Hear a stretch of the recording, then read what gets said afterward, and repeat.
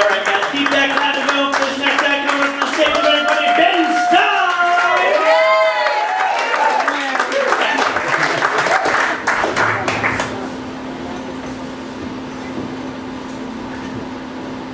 I'm going to begin tonight with some breaking news. Today is Tuesday.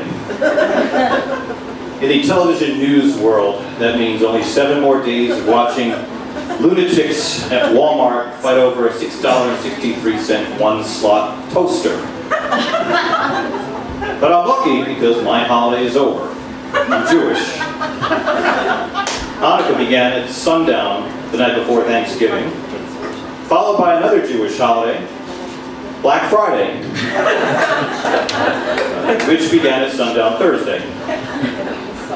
As a former local television news reporter, I covered Black Friday. It was a dangerous assignment, even in the mean streets of Vermont, the land of milk and granola, where I got my second minimum wage television reporting gig and a trip in Doc Brown's time machine back to the land of no cell phone service. So on my first day, they gave me a pager and a calling card, which allowed me to freelance as a drug dealer. The hippie comes up to me and said, "Dude, deal?" I said, "Deal in news, out of the way. Here's some deodorant." Let me get to my story. My first assignment is -8 and snowing. Perfect day to cover a global warming rally. And I went on air and said, "Well, I may be freezing my ass off today, but these people here say, if we don't do something now about climate change, Vermont is going to have the same exact climate as Miami Beach in a few years. It's -8 and snowing. This is not the right day to have a global warming rally." I mean, palm trees and G-string bikinis in Montpelier would really liven up the place.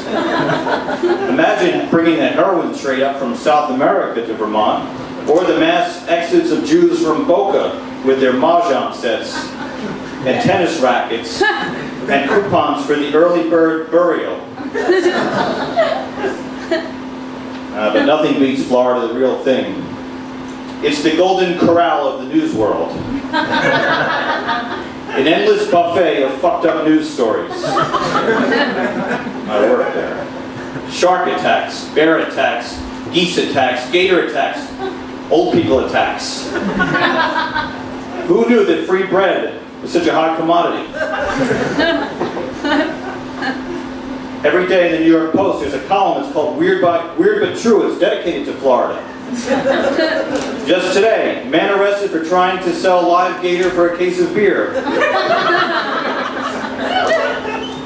A couple of years ago, a woman called 911 because they ran into chicken nuggets at McDonald's.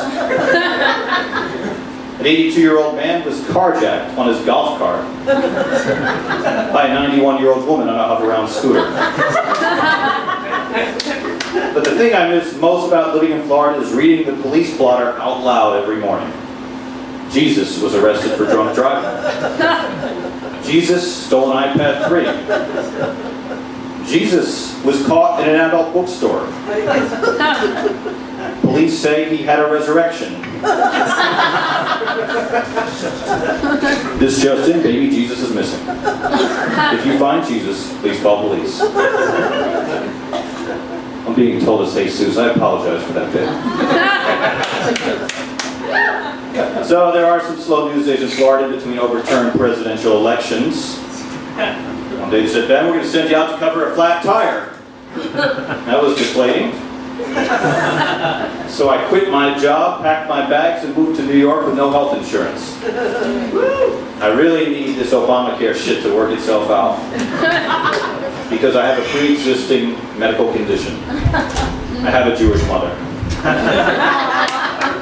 I was ridiculed for years for insisting that Sheraton, Holiday Inn, and Marriott were towel companies. Turns out my mother was just part of an international hotel theft ring composed of Jewish mothers from the tri-state area. So I did find a free health clinic in Queens. It's called In Case of Emergency. It's in back of a taco stand.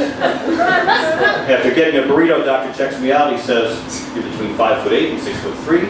You weigh between 160 and 210 pounds. You're a white Caucasian male. And I am a recovering local television news reporter for For more information, log on to our website.